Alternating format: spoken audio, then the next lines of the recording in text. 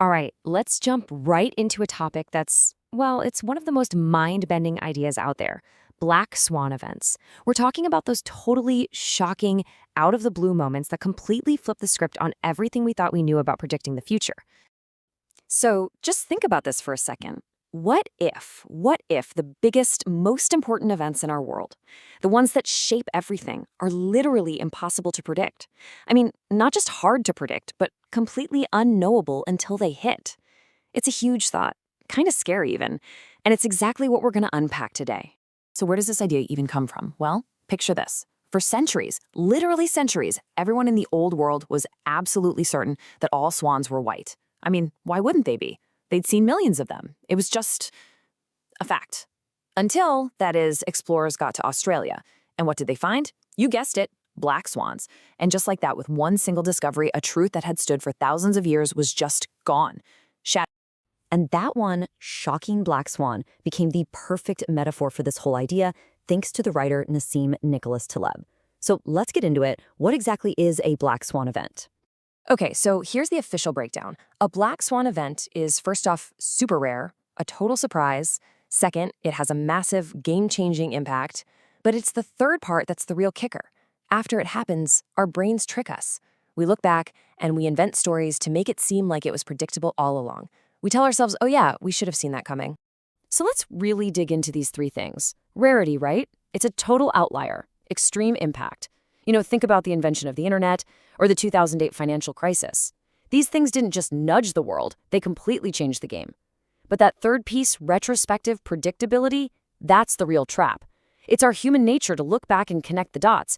The problem is, this fools us into thinking we can predict the next one. But that's the whole point. You can't. Taleb himself puts it perfectly with this quote. Basically, he's saying it doesn't matter if you've been right a million times in a row. All that matters is that one single, unexpected piece of evidence, that one black swan, that comes along and proves your entire theory wrong. That's the one that changes everything. Okay, so to really get a grip on where these black swans pop up, Taleb came up with this brilliant way of thinking about the world. He splits it into two imaginary places, Mediocristan and Extremistan. Think of it like this. Mediocristan is, well, it's mediocre. It's predictable. Let's say you get 1,000 people in a room and measure their height. Then you bring in the tallest person alive. The average height? It barely moves. Now, let's talk Extremistan.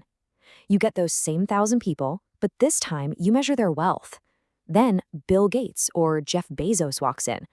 All of a sudden, the average wealth isn't just a little higher, it's insanely, ridiculously higher. In Extremistan, one single outlier completely rewrites the story. So this is what Mediocristan looks like on a chart. It's that classic bell curve we all learned about in school. See how everything is bunched up in the middle? The extremes just don't have much of an impact. It's safe. It's kind of boring, honestly. And it's pretty predictable. And then there's this. This is Extremistan. Just look at that. That one single bar on the end basically is the entire chart. In a world like this, talking about average is completely pointless. And this is the world of things like stock markets, social media influence, and major historical events. This is Black Swan territory. Now, here's the thing that really matters for us right now. Our modern connected world, it's becoming more and more like Extremistan every single day. Technology, the internet, they allow things to scale up in a way that was never possible before. And that means the potential for these massive, world-changing black swans, both the good kind and the really, really bad kind, is just getting bigger. So, if these events are so huge, why are we so bad at seeing them coming? The simple answer is, our own brains are basically wired to betray us. Yeah, we're all walking around with these built-in blind spots. First, you've got the narrative fallacy. That's our brain's obsession with turning messy, random reality into a neat, simple story. Then there's confirmation bias. You know this one. It's where we actively hunt for proof that we're right and just ignore anything that suggests we might be wrong.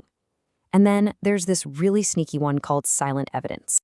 Let's really zoom in on this idea of silent evidence because it's so important. Think about it. We see the superstar entrepreneurs on magazine covers, right? What we don't see is the massive graveyard of all the failed startups that tried and didn't make it. We only hear from the winners. The losers, they're silent.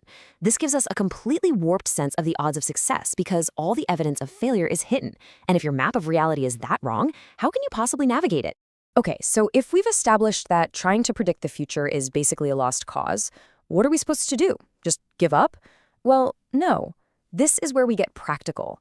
Taleb isn't just about pointing out the problem. He gives us strategies for how to live in this unpredictable world. And it all starts with this one huge mental shift.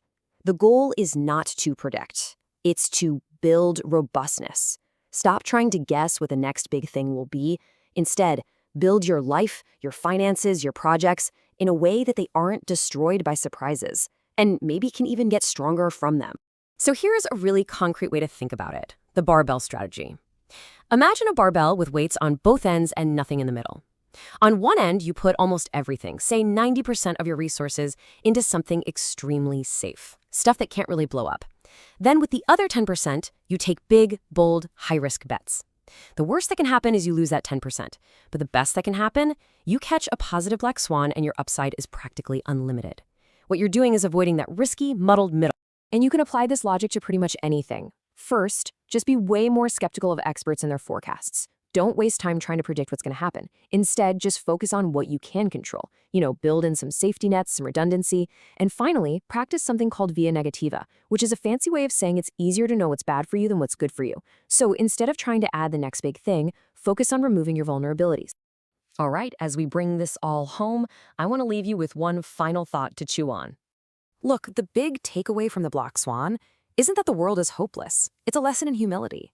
It's about shifting our energy away from the impossible game of prediction and toward the very possible, very practical art of being prepared.